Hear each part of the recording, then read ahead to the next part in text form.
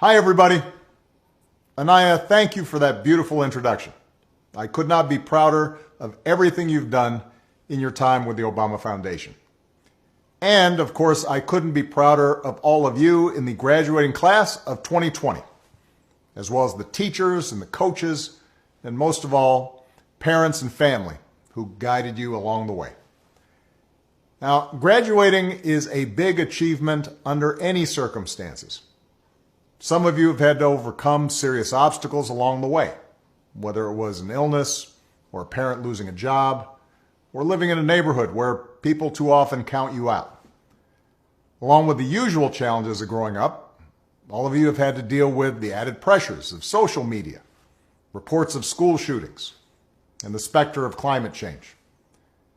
And then, just as you're about to celebrate having made it through, just as you've been looking forward to proms and senior nights, graduation ceremonies, and, let's face it, a whole bunch of parties, the world is turned upside down by a global pandemic.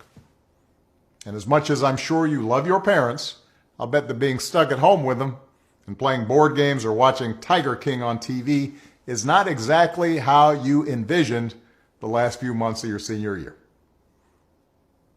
Now, I'll be honest with you. The disappointments of missing a live graduation, those will pass pretty quick. I don't remember much of my own high school graduation. I know that not having to sit there and listen to a commencement speaker isn't all that bad. Mine usually go on way too long.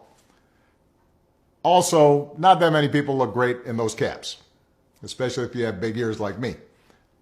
And you'll have plenty of time to catch up with your friends once the immediate public health crisis is over. But what remains true is that your graduation marks your passage into adulthood, the time when you begin to take charge of your own life. It's when you get to decide what's important to you, the kind of career you want to pursue, who you want to build a family with, the values you want to live by. And given the current state of the world, that may be kind of scary. If you'd planned on going away for college, getting dropped off at campus in the fall, that's no longer a given. If you are planning to work while going to school, finding that first job is going to be tougher. Even families that are relatively well off are dealing with massive uncertainty. Those who were struggling before, they're hanging on by a thread. All of which means that you're going to have to grow up faster than some generations. This pandemic has shaken up the status quo and laid bare a lot of our country's deep-seated problems, from massive economic inequality to ongoing racial disparities to a lack of basic health care for people who need it. It's woken a lot of young people up to the fact that the old ways of doing things just don't work. That it doesn't matter how much money you make if everyone around you is hungry and sick, and that our society and our democracy only work when we think not just about ourselves, but about each other. It's also pulled the curtain back on another hard truth, something that we all have to eventually accept once our childhood comes to an end.